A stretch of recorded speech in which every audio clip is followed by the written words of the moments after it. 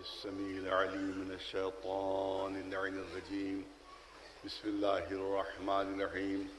الحمد لله رب العالمين، والصلاة والسلام على سيد الأنبياء والمرسلين سيدنا ونبينا وشفيع المذنبين أبي القاسم محمد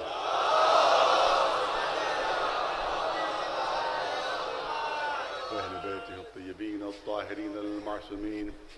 أما بعد، فقد قال الله سبحانه تبارك وتعالى في كتابه المبين وهو أصدق القائلين: ويقول الذين كفروا لولا أنزل عليه آية من ربه إنما أنت منذر ولكل قوم هاد. صلوات بھیجتے پر محمد. ظاہر ہمارے وقت میں بالکل گنجائش نہیں رہی ہے، موضوع بہت زیادہ وسیع اور بہت باتیں رہ گئیں، لیکن یہ 8ویں مجلس یہاں پر، اور ظاہر کہ یہ مجلس وہ ہے کہ جن میں لوگوں کی فرمائش رہتی ہے کہ مصائب زیادہ ہوں، لہذا فضائل کی بھی زیادہ گنجائش نہیں رہی ہے. خائے کریمہ اعلان فرما رہی ہے کہ یہ کافر، یہ مشرک کہتے ہیں کہ جو اپنے کو رسول کہہ رہے ہیں، جو اپنے کو نبی کہہ رہے ہیں، اپنے کو پیغمبر کہہ رہے ہیں، ان کے پر اللہ کی طرف سے کوئی آیت، کوئی نشانی، کوئی معجزہ کیوں نہیں نازل ہوتا. میں نے ان مجلسوں میں یہ پیش کرنے کی کوشش کی کہ ان کا دعویٰ جھوٹا تھا، ان کا دعویٰ بالکل غلط تھا، اور قدم قدم پر رسول اللہ نے معجزات پیش فرمائے، لیکن ہر معجزے کے لیے وہ کہہ دیتے تھے کہ یہ تو جادو ہے، یہ تو کہانت ہے، یہ تو فلاں چیز ہے، یہ تو فلاں چیز ہے، اور صرف ضد اور ہٹ دھرمی کا شکار تھے. اسی لیے آیت میں کہا گیا کہ انما انت منذر ولکل قوم ہاد. اے رسول، آپ ان کو عذاب الہی سے ڈرائیے، کیونکہ جو انکار کر رہے ہیں یہ نافہمی اور ناسمجھی میں نہیں کر رہے ہیں، بلکہ ضد اور ہٹ دھرمی میں کر رہے ہیں. تو یہ بات ثابت ہوئی. اور میں نے عرض کیا کہ اس سے پہلے کے انبیاء کو جتنے بھی معجزے دیے گئے وہ سب ان کی زندگی کے ساتھ ختم ہو گئے. آج نہ وہ نبی موجود ہے اور نہ وہ نبی کا معجزہ موجود ہے. آج نہ جناب ابراہیم ہے، نہ ان کے معجزات ہیں، نہ جناب نوح ہے، نہ ان کا کوئی معجزہ ہے، نہ جناب موسیٰ ہے، نہ ان کا کوئی معجزہ ہے، نہ عیسیٰ ہے، نہ کوئی معجزہ. جتنے بھی پیغمبر سب دنیا سے رخصت ہو گئے، انہی کے ساتھ ساتھ معجزات بھی رخصت ہو گئے. لیکن ہمارے نبی کی نبوت قیامت تک کے لیے ہے، رسالت قیامت تک کے لیے ہے. لہذا کچھ معجزے وہ تھے جو ان کی زندگی کے ساتھ ختم ہو گئے، جو آج موجود نہیں ہیں. لیکن 2 معجزے قدرت نے ایسے دیے جو تا قیام قیامت ہیں. وہ 2 معجزے کون؟ ایک قرآن مجید اور دوسرے اہل بیت، جس کو ہم اپنی اصطلاح میں کہتے ہیں قرآن صامت اور قرآن ناطق. یہ 2 معجزے دیے جو قیامت تک باقی رہیں گے اور باقی ہیں، جو اس بات کی دلیل ہے کہ ان کی نبوت بھی قیامت تک کے لیے ہے، ان کی رسالت بھی قیامت تک کے لیے ہے. ایک صلوات بھیج دیں بر محمد و آل محمد.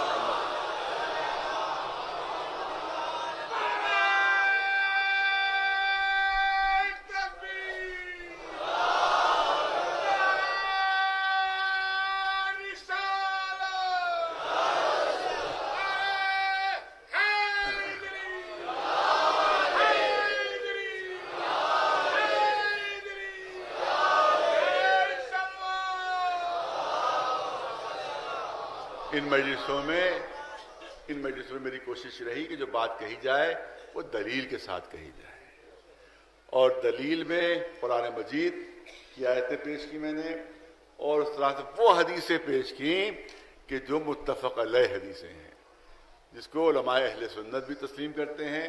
ان حدیثوں کو اور قرآنی آیتوں کو جو ہے وہ دلیل بنایا تاکہ کسی مسلمان کو انکار کی گنجائش نہ ہو. لفاظی سے کوئی فائدہ نہیں ہوتا، زبان درازی سے کوئی فائدہ نہیں ہوتا، فائدہ ہوتا ہے دلیلوں کے ذریعے سے. دلیلیں ایسی ہوں کہ جو دل کے اندر بیٹھ جائیں، جو دل کے اندر راسخ ہو جائیں. لفاظی جو ہوتی ہے وہ ہوا میں اڑ جاتی ہے، اور دلیل جو ہوتی ہے وہ دلوں میں بیٹھ جاتی ہے. ایک صلوات بھیج دیں بلند آواز سے بر محمد و آل محمد. اور مجھے لفاظی آتی بھی نہیں ہے، بالکل لفاظی آتی ہے تو میں لفاظی کر سکتا ہوں. مجھے جو تھوڑا بہت جو کہیں تھوڑا بہت پڑھنے کا موقع ملتا ہے، جو پڑھتا ہوں آپ کے سامنے پیش کر دیتا ہوں، یا بزرگوں کے ذریعے سے جو مجھے ملا ہے علم سینہ جس کو کہا جاتا ہے، اس کو میں آپ کے سامنے پیش کر دیتا ہوں، ورنہ اور میرا اور کوئی کام نہیں ہے، لفاظی نہ مجھے آتی ہے نہ میں کر سکتا ہوں۔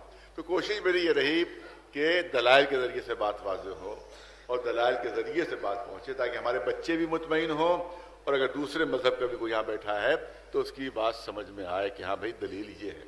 اب یہ جو میں نے کہا کہ اللہ نے دو معجزے دیے، ایک قرآن، ایک اہل بیت، مجھے اب لوگ یہ پوچھتے ہیں کہ آپ اس کو بھی قرآن کے ذریعے سے ثابت کیجئے، اس کو بھی بذریعہ قرآن ثابت کیجئے۔ ایک بہت ہی خوبصورت دلیل، ایک بہت ہی حسین دلیل اپنے مذہب و مسلک کے سلسلے میں پیش کرنا چاہتا ہوں۔ قرآن مجید کی دلیل ہے، دو معجزے اللہ نے دیے ہیں، ایک قرآن مجید ہے اور دوسرے اہل بیت ہیں، اور خود رسول اللہ بھی بذات خود معجزہ ہے، ان کا قدم قدم معجزہ، ان کا عمل عمل معجزہ۔ بلکہ کسی مجلس میں نے عرض کیا تھا، قرآن اور کچھ ہے ہی نہیں، رسول کی اداؤں کا نام قرآن پڑ گیا ہے۔ رسول عمل کرتے جاتے تھے، قرآن بنتا جاتا تھا، اہل بیت عمل کرتے جاتے تھے، آیتیں اترتی آتی تھیں۔ ایک صلوات بھیجے برن آواز سبحان محمد۔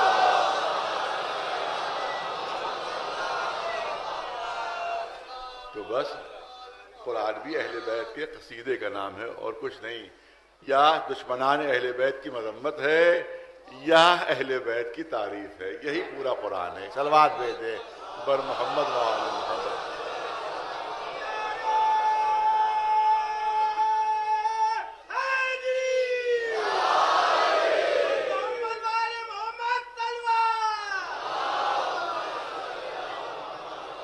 ایک بہترین دلیل، ایک خوبصورت دلیل قرآن مجید سے پیش کرنا چاہتا ہوں، بچے اپنے دلوں پر نقش کر لیں، جوان اپنے دلوں پر نقش کر لیں اس دلیل کو جو میں قرآن کے ذریعے سے پیش کرنا چاہتا ہوں۔ قرآن میں اعلان ہو رہا ہے، لَقَدْ أَعْطَيْنَاكَ سَبْعًا مِنَ الْمَثَانِي وَالْقُرْآنِ الْعَظِيمِ۔ اے رسول، ہم نے آپ کو دو معجزے دیے۔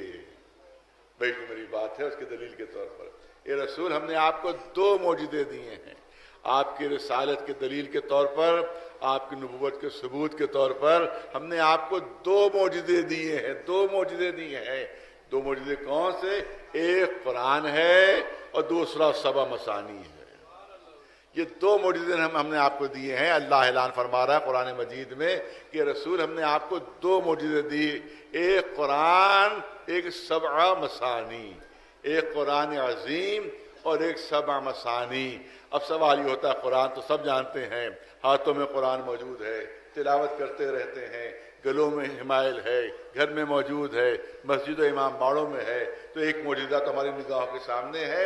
یہ دوسرا معجزہ کون سا ہے کہ جس کو قرآن سبع مثانی کہہ رہا ہے؟ سبع مثانی، سبع کے معنی ہے سات اور مثانی معنی ہے دہرائے ہوئے، مثانی معنی ہے دہرائے ہوئے۔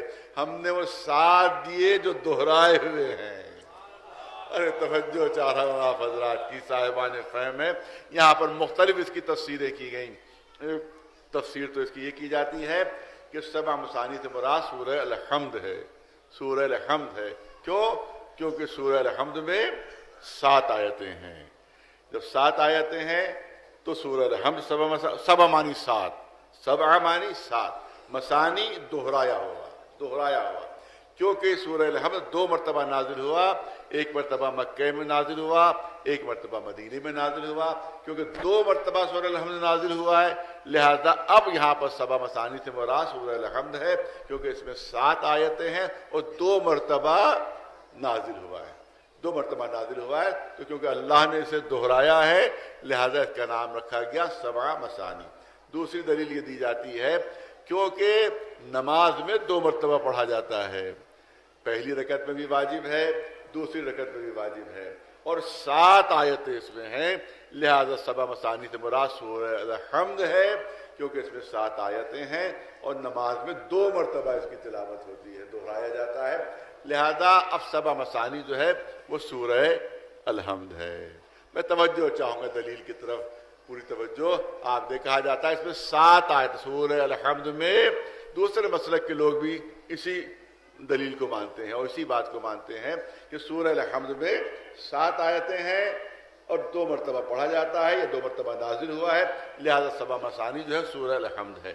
مگر میں اپنے بھائیوں سے پوچھنا چاہتا ہوں، دوسرے مسلک میں جو ہمارے بھائیوں سے پوچھنا چاہتا ہوں کہ سورہ الحمد میں 7 آیتیں کہاں ہیں؟ سورہ الحمد میں 7 آیتیں کہاں ہیں؟ سورہ الحمد میں تو 6 آیتیں ہیں، سورہ الحمد میں تو 6 آیتیں ہیں، کیونکہ 7 آیتیں بغیر بسم اللہ شامل کیے نہیں ہو سکتی۔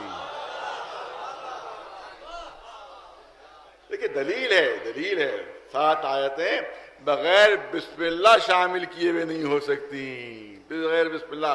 اور ہمارے بھائیوں نے جب پڑھا بغیر بسم اللہ کے، جب پڑھا بغیر بسم اللہ کے۔ آپ دیکھیں کہ اب تو نمازیں ماشاءاللہ لاؤڈ اسپیکر پر ہوتی ہیں، اس پہ آپ آج ہی سن لیجیے گا۔ ادھر سورہ الحمد شروع ہوا، بسم اللہ غائب، بسم اللہ کا کوئی وجود ہی نہیں، بغیر بسم اللہ کے سورہ الحمد شروع ہوتا ہے، بغیر بسم اللہ کی سورہ الحمد کی تلاوت ہوتی ہے۔ تو جب بسم اللہ آپ شامل ہی نہیں کرتے ہیں تو 7 آیتیں کہاں ہوئیں؟ وہ تو 6 آیتیں رہ گئیں، وہ تو 6 آیتیں رہ گئیں۔ تو یاد رکھیے کہ سورہ الحمد سبا مثانی اس وقت تک نہیں ہو سکتا جب تک کہ بسم اللہ کو سورہ کا جز نہ مانیے، اور جب بسم اللہ کو آپ نے سورہ کے جز مان لیا تو اب بغیر بسم اللہ کے سورہ الحمد پڑھنا جائز نہیں ہوگا، بغیر بسم اللہ کے سورہ الحمد پڑھنا جائز نہیں ہوگا۔ وہ یہ بھی سن لیجیے کہ بسم اللہ چھوٹی کیسے؟ امیر شام نماز پڑھنا شروع کی، بسم اللہ بھول گئے، اس بھول کی آج تک یاد منائی جاتی ہے۔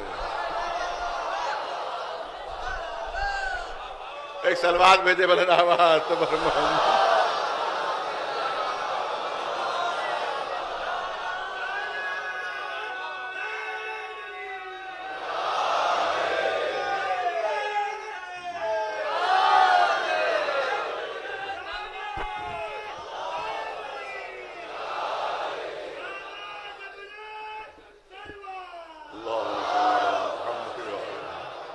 اس بھول کی یاد منائی جاتی ہے۔ اس کے بعد سارے مسلمانوں نے بسم اللہ چھوڑ دی، سارے مسلمانوں نے بسم اللہ چھوڑ دی، اب کوئی بسم اللہ پڑھتا ہی نہیں ہے، کیونکہ امیر شام نے بسم اللہ چھوڑی، لہذا انہی سب نے بھی بسم اللہ چھوڑ دی۔ اب کوئی بسم اللہ نہیں پڑھتا، سورہ الحمد ہو یا کوئی اور سورہ ہو، بغیر بسم اللہ کے شروع ہو جاتا ہے۔ تو میں تو سمجھتا ہوں کہ بھولے نہیں تھے، بھولے نہیں تھے، بلکہ بسم اللہ پڑھتے وقت کچھ یاد آ جاتا تھا انہیں، بسم اللہ پڑھتے وقت انہیں کچھ یاد آ جاتا تھا۔ جب بسم اللہ پڑھتے ہوں گے تو پھر بائے بسم اللہ، جب بائے بسم اللہ یاد آتی ہوگی تو نقطہ تحت با بھی یاد آتا ہوگا، جب نقطہ تحت با بھی یاد آتا ہوگا تو علی بھی یاد آتے ہوں گے، کیونکہ انہی کے لیے علی نے خود مولا نے فرمایا کہ نقطہ تو تحت البا۔ ایک سلوات بھیجے بلند آواز محمد۔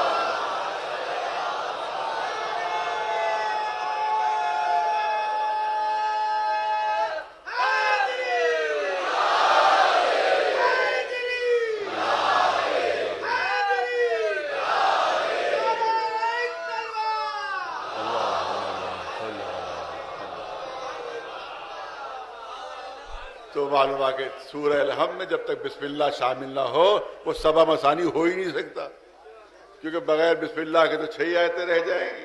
لہذا اگر سبا مثانی آپ مان رہے ہیں سورہ الحمد کو تو بسم اللہ پڑھنا ضروری ہو جائے گا، بسم اللہ پڑھنا ضروری ہو۔ یہ بات لیکن جو اصل دلیل ہے آپ کے سامنے عرض کرنا چاہتا ہوں، پڑھا لکھا مجمع میرے سامنے ہے۔ میرا پوچھنے کا مقصد یہ ہے کہ یہ بتائیں کہ سورہ الحمد قرآن کا جز ہے یا نہیں ہے؟ سورہ الحمد قرآن میں شامل ہے یا نہیں ہے؟ سورہ الحمد داخل ہے یا نہیں ہے؟ سورہ الحمد جزء قرآن ہے یا نہیں ہے؟ ہے کوئی مسلمان جو کہہ دے کہ قرآن الگ ہے اور سورہ الحمد الگ ہے؟ سورہ الحمد قرآن مجید سے جدا ہے، سورہ الحمد قرآن مجید سے الگ ہے۔ کوئی ہے مسلمان جو کہہ سکے کہ سورہ الحمد قرآن میں شامل نہیں، داخل نہیں، جزء قرآن نہیں؟ نہیں، ہر مسلمان کا عقیدہ یہ چاہے کسی مسلک کا کیوں نہ ہو کہ سورہ الحمد جزء قرآن ہے، داخل قرآن ہے، شامل قرآن ہے۔ تو جب جزء قرآن ہے اور داخل قرآن ہے، تو جب اللہ نے فرما دیا کہ رسول ہم نے آپ کو پورا قرآن بطور معجزہ دیا ہے، تو سورہ الحمد تو داخل قرآن ہے، شامل قرآن ہے، جزء قرآن ہے، تو سورہ الحمد تو خود بخود چلا گیا۔ سورہ الحمد کا تذکرہ تو خود بخود ہو گیا۔ میں نے یہاں پہ ایک مثال دی تھی، یہاں بھی مثال دینا چاہتا ہوں، اور صرف مثال سمجھانے کے لیے، کیونکہ بات سمجھانے کے لیے مثال ضروری ہوتی ہے۔ تو مثال دوں کہ جیسے میں کسی صاحب سے کہوں کہ میں نے آپ کو پورا ہندوستان دے دیا، کسی صاحب سے میں کہوں کہ پورا ہندوستان دے دیا، اور اس کے بعد کہوں کہ لکھنؤ بھی دے دیا۔ پہلے تو کہوں کہ پورا ہندوستان دے دیا، پھر کہوں لکھنؤ بھی دے دیا، تو یہ میرا جملہ معقول ہوگا؟ نہیں، معقول نہیں۔ اس لیے معقول نہیں ہے کیونکہ لکھنؤ داخل ہندوستان ہے، شامل ہندوستان ہے، جزء ہندوستان ہے۔ تو جب میں نے کہا پورا ہندوستان دے دیا تو لکھنؤ تو خود بخود چلا گیا۔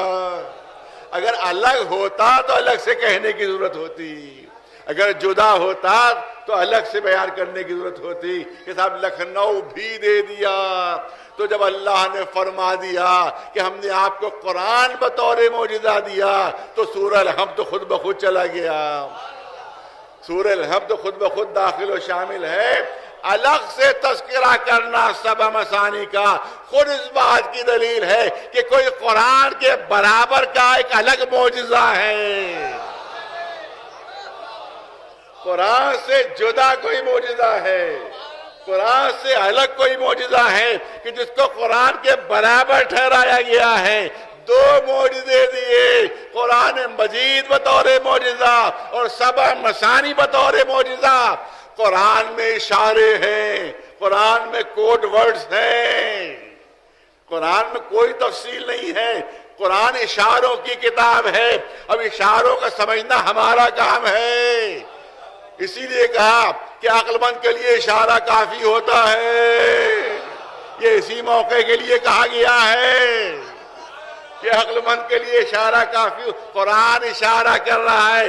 آپ سمجھئے کہ سبع مثانی کون ہے؟ وہ سات جو دہرائے گئے، وہ سات جو دہرائے گئے۔ 14 معصومین میں صرف 7 نام ہیں، 7ویں کے علاوہ کوئی 8واں نام نہیں ہے، صرف 7 نام ہے، 8واں نام نہیں ہے۔ ابھی کوئی بچہ بھی گن کے بتا سکتا ہے، پہلا نام محمد، دوسرا نام علی، تیسرا نام فاطمہ، چوتھا نام حسن، 5واں نام حسین، پھر چوتھے امام کا نام علی، پھر 5ویں امام کا نام محمد، پھر 5ویں امام کا نام محمد، 6ٹھے امام کا نام جعفر، اب 6 ہوئے، 7ویں امام کا نام موسیٰ، اب 7 ہوئے۔ اس کے بعد جتنے نام ہیں سب دہرائے ہوئے، کوئی علی ہے، کوئی حسن ہے، کوئی محمد ہے۔ جب انہی 7 کو دہرایا، جب انہی 7 کو دہرایا تو 14 بن گئے۔ قدرت نے اعلان کیا ہم نے آپ کو 2 معجزے دیے ہیں، ایک قرآن مجید، دوسرے اہل بیت۔ ایک سلوات بھیج دے برابر۔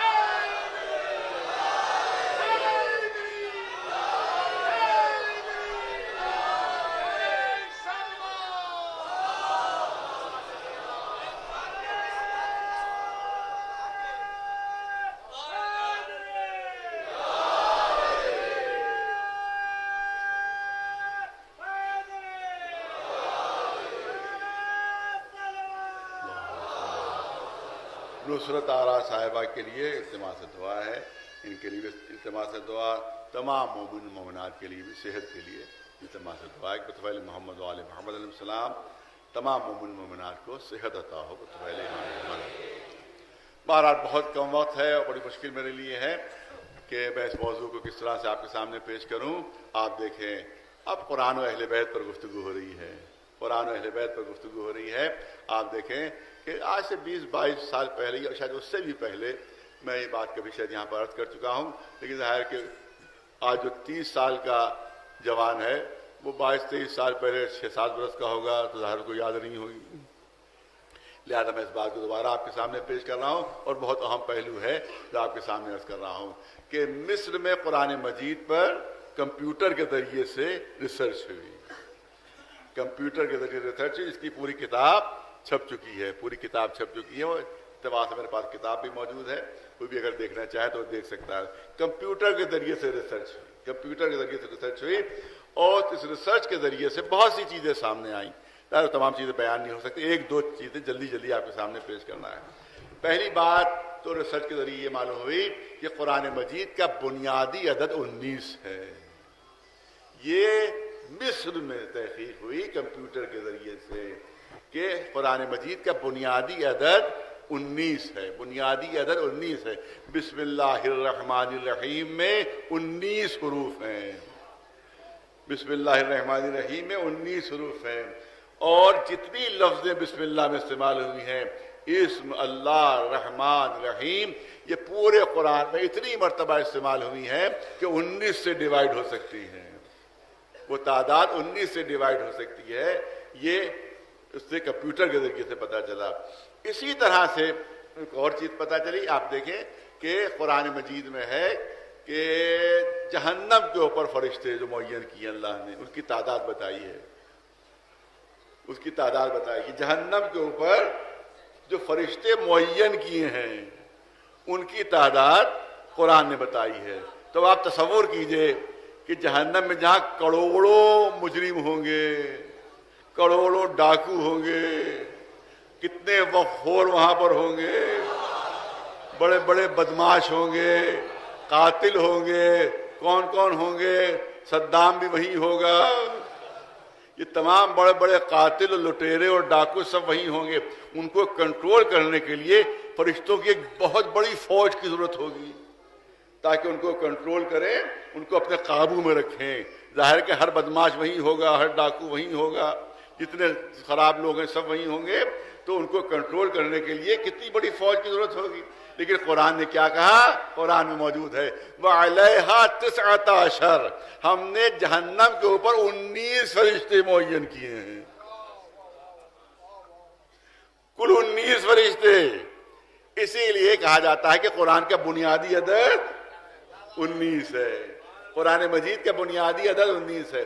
اسی طرح سے وہ سورے جن کے شروع میں حروف مقطعات ہیں، جیسے آپ جیسے ہی قرآن کھولتے ہیں تو آپ کو ملے گا سورہ الحمد کے بعد الف لام میم، الف لام میم، یہ حروف مقطعات کہلاتے ہیں، حروف مقطعات کہلاتے ہیں۔ الف لام را، کاف ہا یا عین صاد، یہ حروف مقطعات کہلاتے ہیں۔ کہیں پر کوئی ایک ہی حرف ہے جیسے نون، کہیں پر صرف قاف، ایک ہی حرف ہے سورے میں۔ تو 29 سورے قرآن مجید میں ہیں جو ان حروف مقطعات سے شروع ہوتے ہیں، 29 سورے قرآن میں ہیں، اور الفابیٹس بھی عربی میں 29 ہیں، الفابیٹس عربی میں 29 ہے۔ عجیب چیز ہے، بہت توجہ رہے، الفابیٹس بھی عربی میں 29 ہیں، اور تمام حروف مقطعات کو اگر جمع کیا جائے، الف لام را کاف ہا یا عین صاد الف لام میم، یہ تمام چیزیں اگر تمام حروف جمع کیے جائیں تو ان کی تعداد کافی ہے، ان کی تعداد کافی ہے۔ لیکن اللہ نے 29 الفابیٹس میں سے صرف 14 کو منتخب کیا ہے۔ ارے توجہ چاہوں گا، 29 الفابیٹس میں سے صرف 14 کو منتخب کیا ہے، 14 الفابیٹس استعمال کیے ہیں، 14 حروف تہجی استعمال کیے ہیں۔ گویا قرآن اشاروں میں بتا رہا ہے کہ اگر تم کو قرآن لینا ہے تو 14 کے دامن سے وابستہ ہونا ہوگا۔ ایک صلوات بلند آواز صبر محمد و آل محمد۔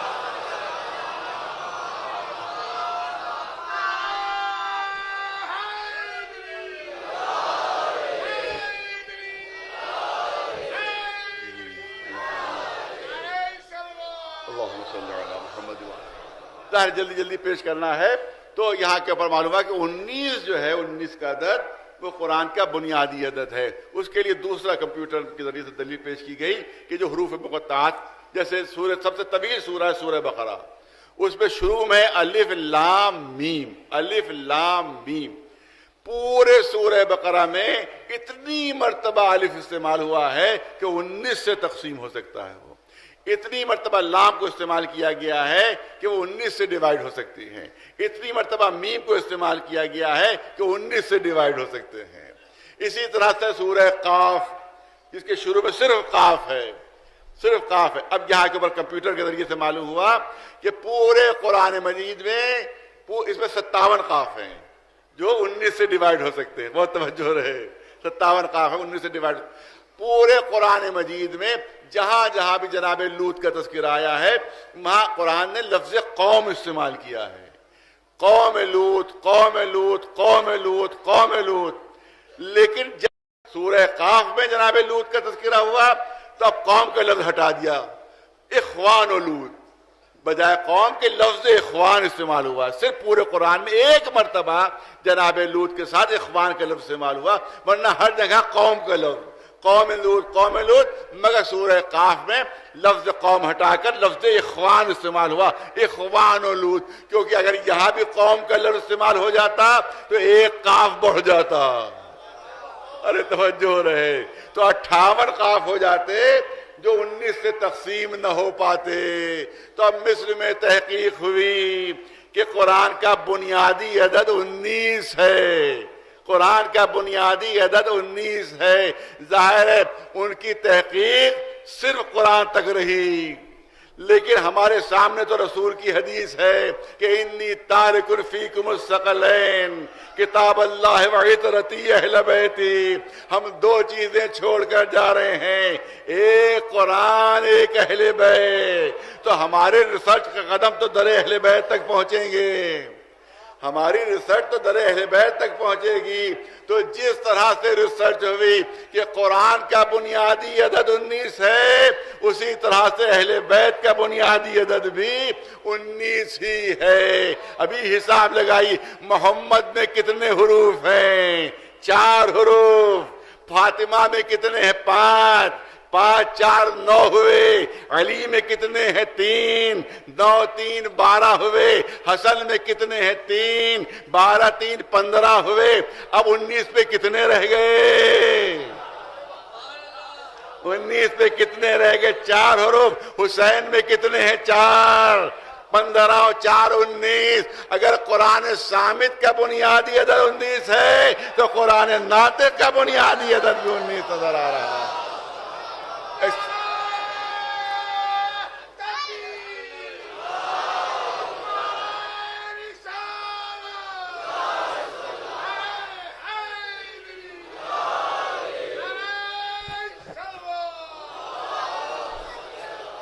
اب ظاہر ہے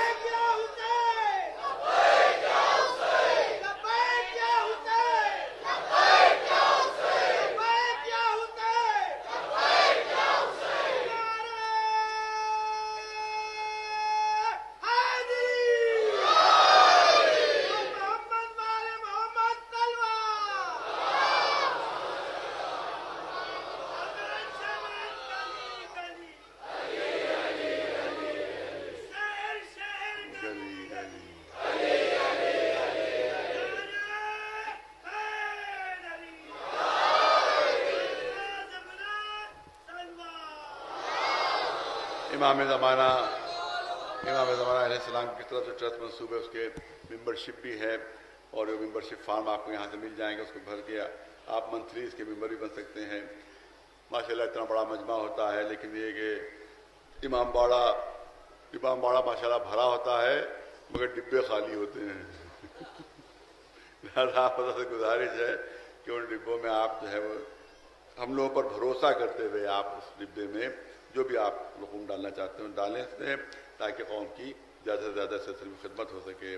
اعلان ہے کہ 13 محرم کو یوم خواتین کربلا اس سے منایا جائے گا 9 بجے شب میں، اور میرا ہی بیان ہوگا۔ صلوات بھیجے پر محمد و آل محمد۔ اب ظاہر کتنی اب ایک بات صرف پیش کرنے کی گنجائش رہ گئی ہے، وہی آپ کے سامنے عرض کرنا چاہتا ہوں کہ کمپیوٹر کے ذریعے سے تحقیق ہوئی اور ایک عجیب و غریب قرآن کا معجزہ معلوم ہوا، عجیب و غریب قرآن مجید کا معجزہ معلوم ہوا۔ وہ جانتے کیا معجزہ ہے؟ وہ معجزہ یہ معلوم ہوا کہ قرآن کی آیتوں کے لینتھ میں رفتہ رفتہ اضافہ ہوا ہے. قرآن مجید کی آیتوں کے طول میں رفتہ رفتہ اضافہ ہوا ہے. شروع کی آیتیں چھوٹی ہیں، اس کے بعد جو آیتیں نازل ہوئی ہیں وہ ان سے طول میں کچھ زیادہ ہیں. اس کے بعد جو آیتیں نازل ہوئی ہیں ان کا لینتھ کچھ اور زیادہ ہے. اس کے بعد جو آیتیں نازل ہوئی ہیں ان کا طول تھوڑا سا کچھ اور بڑھا ہوا ہے. عجیب معجزہ ہے، عجیب معجزہ. قرآن لکھی ہوئی کتاب نہیں آئی تھی. ارے پڑھا لکھا مجمع ہے، پڑھا لکھا مجمع اس کے لیے جملے ہیں. قرآن لکھی ہوئی کتاب نہیں آئی تھی جو انسان کے سامنے پچھلے جملے ہوں اور اسی کو ناپ ناپ کے وہ اگلا جملہ تھوڑا تھوڑا بڑھاتا رہے، اس کے طول میں اضافہ ہوتا رہے. 23 برس میں رفتہ رفتہ نازل ہوا تھا. ارے عجیب معجزہ ہے. 23 برس میں قرآن مجید رفتہ رفتہ نازل ہوا تھا. کون انسان یاد رکھ سکتا ہے کہ 23 برس پہلے جو میں نے جملہ بولا تھا اس کا لینتھ تو لمبائی یہ تھی، اور 23 برس بعد جو میں جملہ بول رہا ہوں اس کے مناسبت سے اس کا لینتھ کیا ہونا چاہیے یہ کسی انسان کے بس میں ہے ہی نہیں. اسی بات کا یہ بہترین ثبوت ہے کہ انسان کا کلام ہے ہی نہیں، یہ خالق انسان کا کلام ہے. رفتہ رفتہ طول میں اضافہ ہوا. جو ابتدائی آیتیں ہیں وہ بہت چھوٹی ہیں. قرآن کی تلاوت کر لیجئے. شروع کی آیتیں بہت چھوٹی چھوٹی، اس کے بعد جو کچھ عرصے بعد نازل ہوئی ہیں ان کا طول کچھ اور بڑھا ہوا. اس کے بعد جو نازل ہوئی ہیں ان کے طول میں کچھ تھوڑا اور اضافہ. لیکن عجیب معجزہ ہے، نہ شروع کی آیتیں بہت چھوٹی ہونے پائیں نہ آخر کی آیتیں بہت طویل ہونے پائیں. ارے توجہ رہے، یہ کمپیوٹر کے ذریعے سے پتا چلا، یہ کمپیوٹر کے ذریعے سے راز کھلا کہ رفتہ رفتہ طول میں اضافہ ہوا. شروع کی آیتیں چھوٹی ہیں، ابتدائی آیتیں چھوٹی ہیں، رفتہ رفتہ جو آخر کی آیتیں ہیں وہ طولانی ہیں. ان کے طول جو ہے وہ بڑھا ہوا طول ہے. لیکن ظاہر ہے کہ کمپیوٹر کے ذریعے سے تحقیق ہو رہی تھی. ہمیں تو راز معلوم تھا لیکن دنیا اسلام پر اس کمپیوٹر نے راز کھولا. دنیا اسلام پر اس کمپیوٹر نے راز کھولا. اور یاد رکھیے کہ تقیہ انسانوں پر واجب ہے، کمپیوٹر پر تقیہ واجب نہیں ہے. تقیہ کا حکم انسانوں کے لیے ہے، کمپیوٹر کے لیے تو تقیہ نہیں ہے. لہذا کمپیوٹر نے اس راز پر سے پردہ ہٹایا کہ شروع قرآن میں آیت نازل ہوئی ہے، پوری آیتیں فیڈ کی جا رہی تھی کمپیوٹر کے اندر. جیسے یہ آیت فیڈ کی گئی جو ابتدائے قرآن میں پورا سسٹم رک گیا کہ یہ آیت یہاں کہاں آ گئی، یہ شروع میں کیسے آ گئی. اس کا طول تو بتا رہا ہے کہ اس کو آخر قرآن میں ہونا چاہیے تھا. الیوم اکملت لکم دینکم واتممت علیکم نعمتی ورضیت لکم الاسلام دینا. ایک صلوات بھیجے بلند آواز محمد.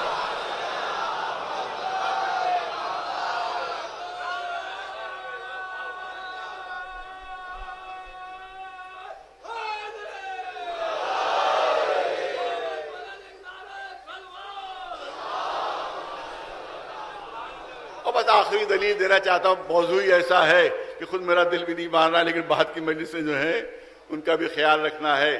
لہٰذا 1 منٹ اور اس سلسلے میں لینا ہے کہ آپ دیکھیں جس عالم دین نے چاہے کسی فرقے کا ہو، جب بھی اعجاز کی بحث کی ہے اس میں ایک بات ضرور لکھی ہے. وہ بات یہ لکھی ہے کہ اللہ نے جس نبی کو جو معجزہ دیا، بہت اہم پہلو.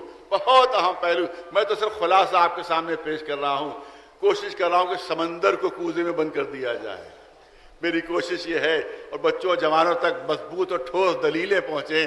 لفاظی بھول جائیں گے، وہ دلیلیں یاد رہیں گی. توجہ چاہتا ہوں آپ دیکھیں کہ تمام فرقوں کے علماء نے جہاں جہاں بھی معجزے کی بات کی ہے، اعجاز کی بات کی ہے، دلیلوں ثبوتوں کی بات کی ہے، وہاں یہ بات ضرور لکھی ہے کہ اللہ نے جس نبی کو جو معجزہ دیا ہے اس کے لیے شرط یہ ہے کہ وہ نبی اس معجزے کے ساتھ موجود رہے. وہ نبی اس معجزے کے ساتھ موجود رہے. اگر نبی دنیا سے چلا گیا اور وہ شے باقی بھی ہے کہ جو بطور معجزہ دی گئی ہے، نبی کی زندگی ختم ہونے کے بعد پھر وہ شے معجزہ نہیں رہتی، اس کے اعجاز کی حیثیت ختم ہو جاتی ہے، پھر وہ شے معجزہ نہیں رہتی. جناب سلیمان پیغمبر تخت ہوا میں اڑتا تھا، فضا میں اڑتا تھا، لیکن جب سلیمان پیغمبر دنیا سے رخصت ہو گئے تو تخت موجود تھا مگر ہوا میں نہیں اڑا. ہوا میں نہیں اڑا. ارے بھائی تخت تو وہی ہے، تخت تو وہی ہے، اب ہوا میں کیوں نہیں اڑ رہا ہے؟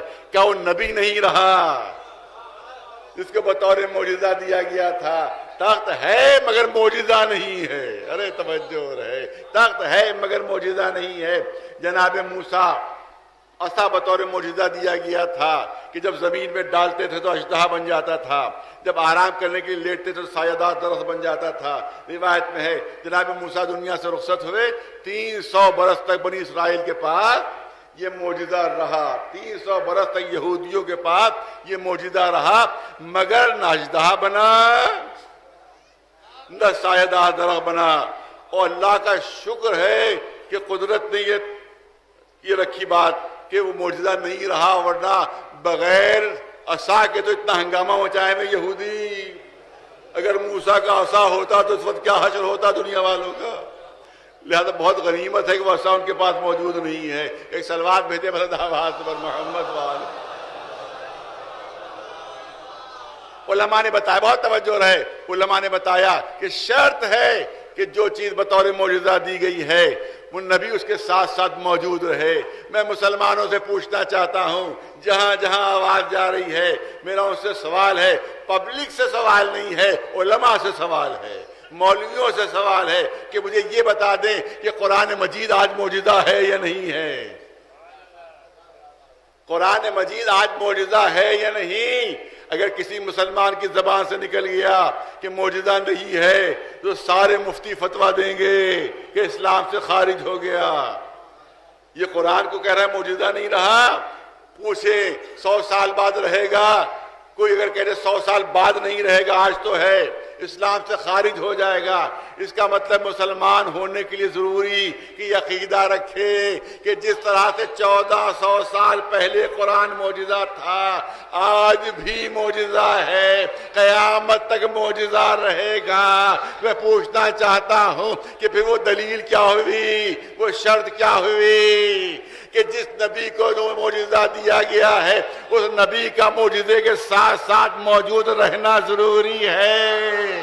مجھے بتاؤ ہم قرآن کو معجزہ کیسے مان لیں، معجزہ کیسے تسلیم کر لیں، کیونکہ وہ نبی تو موجود نہیں جس کو بطور معجزہ دیا گیا تھا. تو قرآن کو ہم معجزہ کیسے مانیں؟ تو یاد رکھیے کہ اگر قرآن کو معجزہ ماننا ہے اور اسی کے ذیل میں اپنے اسلام کو بچانا ہے تو ماننا پڑے گا کہ ہر زمانے میں کوئی محمد جیسا موجود رہے گا جو اعجاز قرآنی کی حفاظت کرتا رہے گا. صلوات بلند آواز پر محمد والے.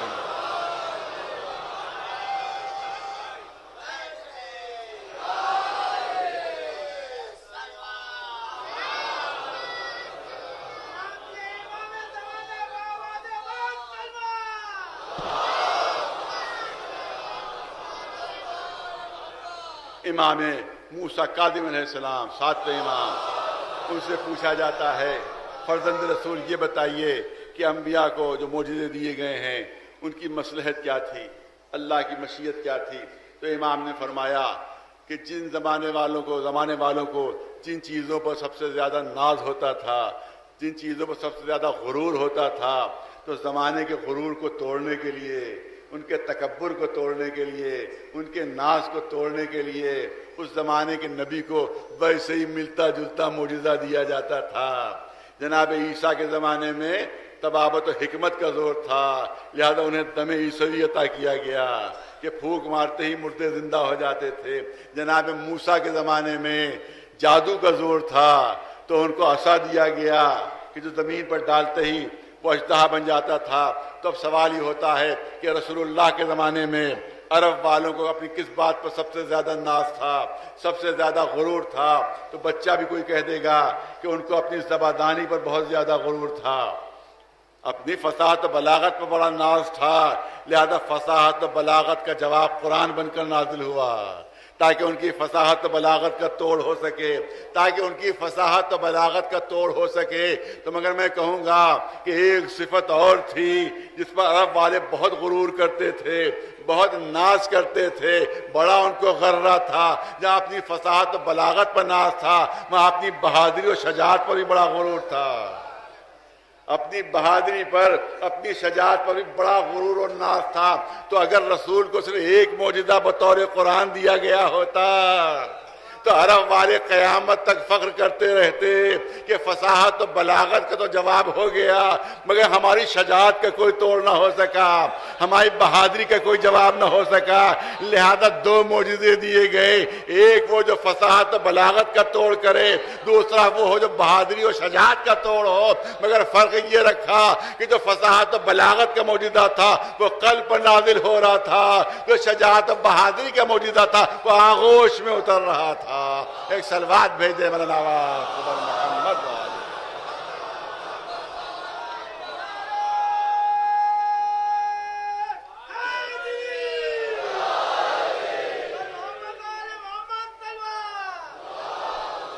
تو اب لفظوں کو بدل دیجئے، اب لفظوں کو بدل دیجئے۔ اب یہ نہ کہا کیجئے کہ علی بہادر تھے، یہ نہ کہا کیجئے شجاع تھے، بلکہ یہ کہا کیجئے کہ بہادری کا معجزہ تھے، شجاعت کا معجزہ تھے علی۔ ایک صلوات بھیجے مولانا محمد والے۔ بہادری اور شجاعت کے معجزے کا نام ہے علی، بلکہ میں نے کسی مجلس میں عرض کیا تھا کہ بہادری کے سمبل کا نام ہے علی، بہادری کے علامت کا نام ہے علی۔ جس طرح سے سورج روشنی کا سمبل ہے، اسی طرح سے علی بہادری کا سمبل ہے۔ ایک صلوات بھیجے مولانا محمد والے۔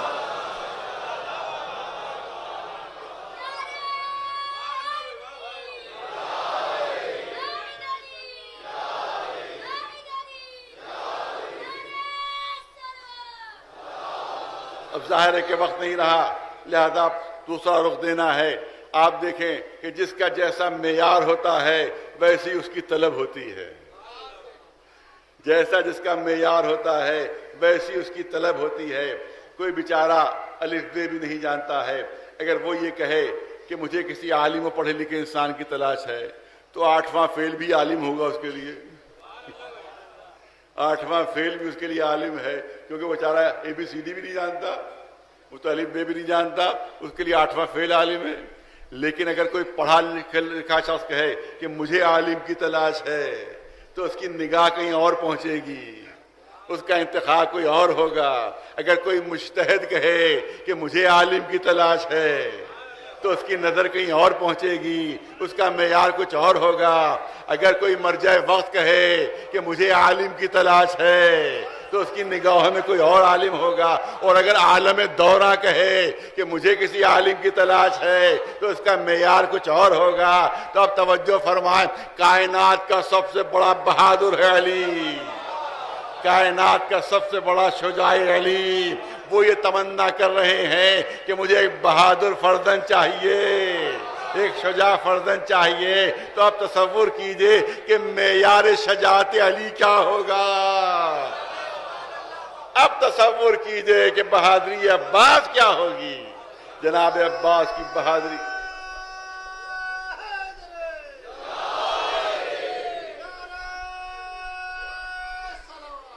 ایسا فرزند جو بہادر اور شجاع خاندان کا ہو، جس کے رگوں میں خون بہادری بن کر دوڑ رہی ہو، اور وہ میری نیابت کرے کربلا کے میدان پہ۔ حسین رسول اللہ کے نائب تھے، جناب عباس مولا علی کے نائب تھے کربلا کے میدان میں، لیکن بازوؤں کی قوت کے مظاہرے کا وقت نہیں ملا، ان کو اجازت نہیں ملی۔ آپ دیکھیں اب بہت کم وقت ہے، لہذا بہت شارٹ کر کے پیش کر رہا ہوں کہ بہادری دو طرح کی ہوتی ہے۔ ایک بہادری قوت بازو کی بہادری ہوتی ہے، اور ایک بہادری قوت برداشت کی بہادری ہوتی ہے، ایک بہادری صبر کی بہادری ہوتی ہے۔ یہ مولا علی کا معجزہ تھا کہ ایک ہی وقت میں دونوں بہادریوں کی معراج کو دنیا کے سامنے پیش کیا تھا، ایک ہی وقت میں دونوں بہادریوں کی معراج کو دنیا کے سامنے پیش کیا تھا۔ ایک بہادری ہے قوت بازو اور ایک بہادری ہے قوت برداشت، قوت صبر۔ دنیا کے سب سے بڑے پہلوان عمرو کو زیر کر کے بتایا تھا کہ اگر قوت بازو کا نام بہادری ہے تو اس میں بھی علی سے بڑھ کر کوئی نہیں، اور جب وہ گستاخی کرتا ہے تو سینے سے اتر کر ٹہل کر بتایا تھا کہ اگر قوت برداشت کا نام بہادری ہے، اگر قوت صبر کا نام بہادری ہے تو اس میں بھی مجھ سے بڑھ کر کوئی نہیں۔ کربلا کے میدان میں قوت بازو کا امتحان نہیں تھا، قوت صبر کا امتحان تھا، قوت برداشت کا امتحان تھا۔ اسی لیے عباس کو اجازت نہیں تھی، اے عباس جنگ نہیں کرنا ہے، اے عباس تلوار نہیں نکالنا ہے۔ اگر جناب عباس نے تلوار واقعی نکال لی ہوتی اور واقعاً جنگ کی ہوتی تو تاریخ کربلا کچھ اور ہوتی، پھر یہ تاریخ کربلا یہ نہ ہوتی جو آج ہم سن رہے ہیں پڑھ رہے ہیں، تاریخ کربلا کچھ اور ہوتی۔ مگر حسین چاہتے تھے تلوار کے زور پر فتح نہ ہو، مظلومیت کی فتح ہو، کیونکہ تلوار کے زور پر جو فتح ہوتی ہے وہ وقتی ہوتی ہے، اور جو مظلومیت سے فتح حاصل کی جاتی ہے وہ دائمی ہوتی ہے۔ لہذا اے عباس تلوار نہیں نکالنا ہے۔ تو اب میرا عقیدہ ہے کہ جب مولا کی طرف سے منع ہو گیا تھا کہ تلوار نہیں نکالنا ہے تو تلوار کے قبضے پر ہاتھ جانا کیسا، تلوار نکالنا کیسا؟ عباس نے تلوار کو نظر بھر کے دیکھا بھی نہیں ہوگا، کیونکہ آقا کا حکم نہیں ہے۔ اب تصور کیجئے کہ جب اون و محمد کے لاشیں آئے ہوں گے تو عباس نے کیسی قوت صبر کا مظاہرہ کیا ہوگا، جب قاسم کا پامال شدہ لاشا آیا ہوگا تو عباس کی قوت صبر کیسا صبر کرنا پڑا ہوگا۔ لیکن آخر میں جب پورا لشکر ختم ہو گیا تب حسین کے سامنے ہاتھ جوڑے ہوئے، آقا اب تو مرنے کی اجازت دی، اے عباس تم میرے لشکر کے لمدار، اے عباس تم میرے لشکر کی زینت۔ نظر یمیناً و شمالا، جناب عباس نے دائیں طرف دیکھا، بائیں طرف دیکھا، اے آقا وہ لشکر کہاں رہا کہ جس کا علمدار تھا؟ اب جہاں لشکر ہے وہیں علمداری کروں گا۔ روایت کہتی ہے کہ کچھ بچے خیموں سے نکل آئے، ہاتھ میں سوکھے کوزے لیے ہوئے، ہائے پیاس ہمیں مارے ڈال رہی ہے، ہائے پیاس ہمارا کلیجہ بھونے دے رہی ہے۔ امام نے منظر دیکھا، یہ عباس دیکھ رہے بچوں کا حال، کتنے بچے پیاس سے دم توڑ چکے ہیں۔ لہذا اگر مرنے ہی جانا چاہتے ہو تو ان کے لیے تھوڑے سے پانی کا اہتمام کر دو۔ جاتے ہیں، مشق سکینہ لے کر پلٹتے ہیں، تفصیلی مصائب کا موقع نہیں، پہلے ہی حملے میں فرات پر قبضہ ہو جاتا ہے، فرات پر قبضہ ہو جاتا ہے پہلے ہی حملے میں۔ حمید ابن مسلم جو واقعات لکھ رہا تھا کربلا کے، جناب مختار نے پوچھا کہ تم نے عباس کی جنگ کو دیکھا، عباس کی جنگ کو دیکھا کربلا میں؟ حمید نے کہا نہیں میں نے جنگ کو نہیں دیکھا ان کی۔ کہا نہیں انہیں تو جنگ کی؟ کہا نہیں عباس نے کوئی جنگ نہیں کی تھی، کربلا میں عباس نے کوئی جنگ کی ہی نہیں تھی۔ کہا نہیں فرات پر تو حملہ کیا تھا۔ کہا فرات پر حملہ تو کیا تھا مگر اتنا سن لو کہ ہم نے صرف عباس کو خیمے سے باہر نکلتے دیکھا، اب جو پلک جھپکی تو فرات پر قبضہ عباس کا ہو چکا تھا، ہم دیکھ ہی نہیں پائے کہ عباس نے کس طرح سے قبضہ کیا، پلک جھپکتے میں فرات پر قبضہ ہو چکا تھا عباس کا۔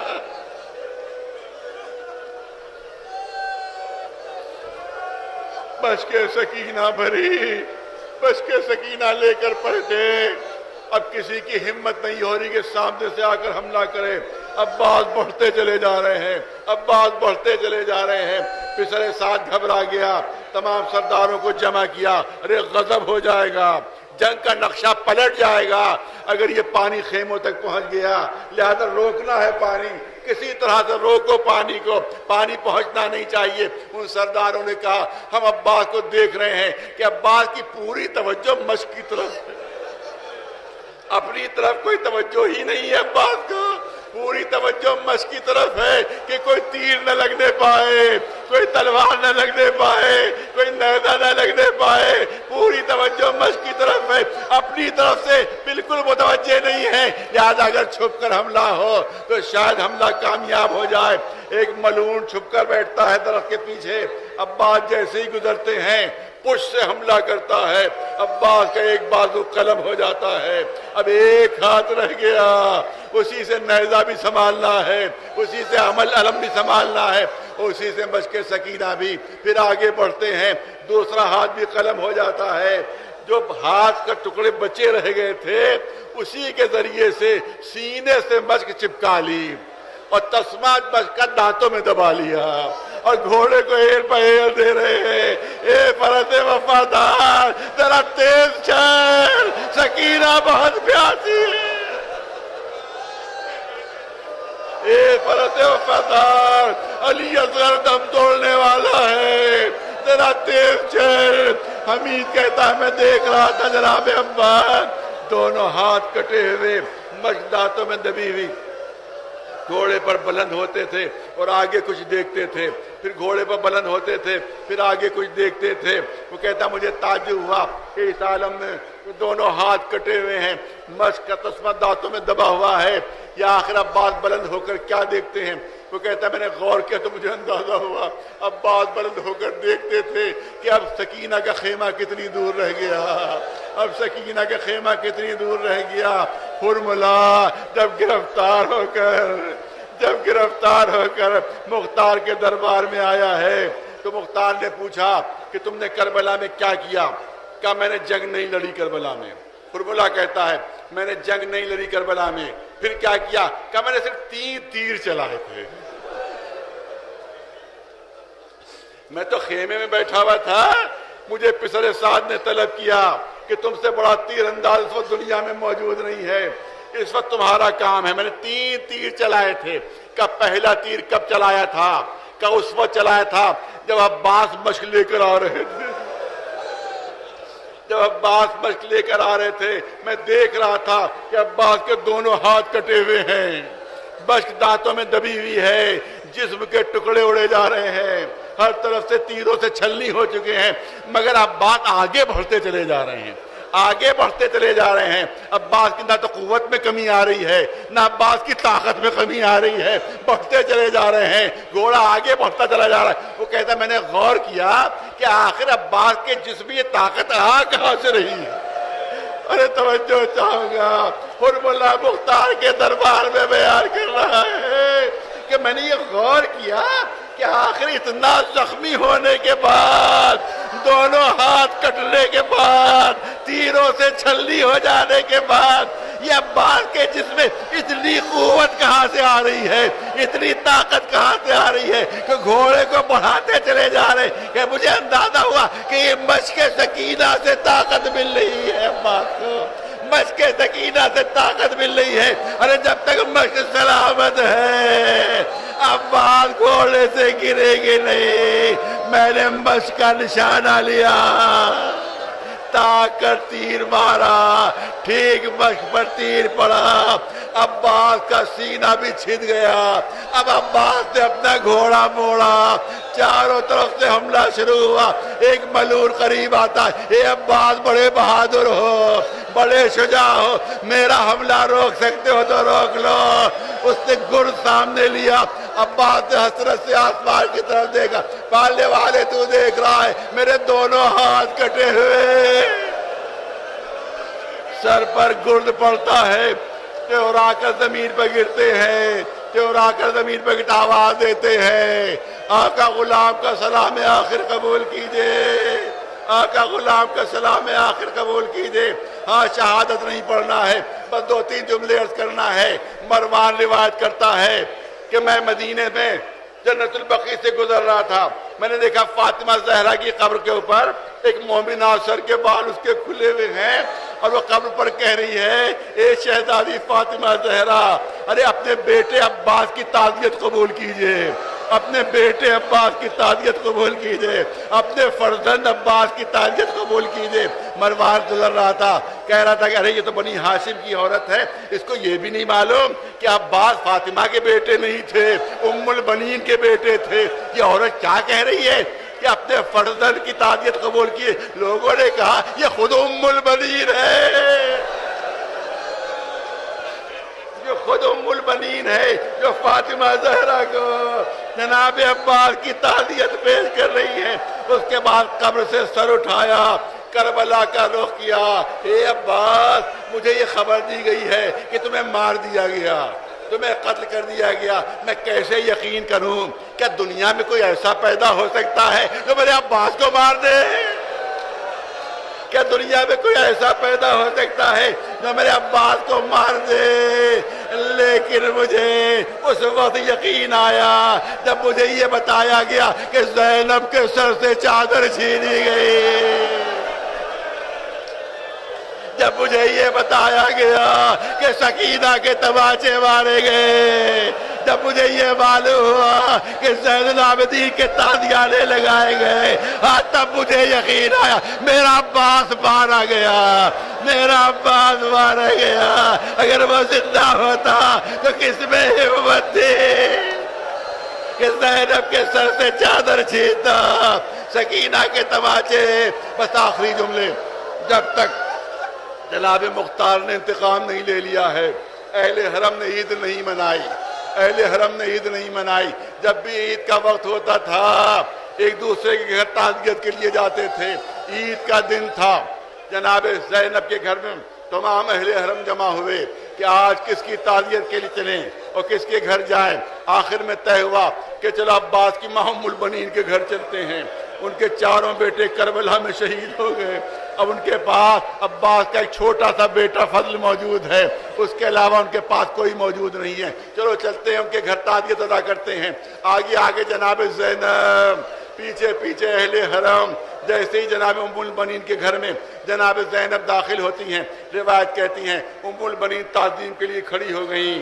اے علی کی بیٹی، آپ نے کیسے زحمت فرمائی، ارے کنیز کے گھر میں آپ تشریف لائیں، آپ کا بے انتہا شکریہ، لیکن یہ کنیز آپ سے معافی مانگتی ہے۔ کیا کس بات کی معافی؟ کہ شہزادی اس وقت گھر میں کھانے کو کچھ نہیں ہے، میں کوئی کھانے کی چیز پیش نہیں کر سکتی، بس تھوڑا سا پانی پیش کر دوں گی۔ یہ کہہ کر عجیب انداز اختیار کیا، عباس کے ننھے سے بیٹے کو قریب بلایا، ایک چھوٹی سی مچھ عباس کے بیٹے کے گلے میں ڈالی، فرماتی ہے اے عباس کے بیٹے آگے بڑھو اور کربلا کے پیاسوں کو پانی پلاؤ۔ اب جو یہ منظر جناب زینب نے دیکھا، تڑپ کر کھڑی ہو گئی، کربلا کا رخ کیا، اے عباس اگر تم ہمیں پانی نہ پلا سکے تو شرمندہ نہ ہونا، آؤ دیکھو تمہارا بیٹا ہمیں پانی پلا رہا ہے، تمہارا فرد ہمیں پانی پلا رہا ہے۔ اے عباس شرمندہ نہ ہو۔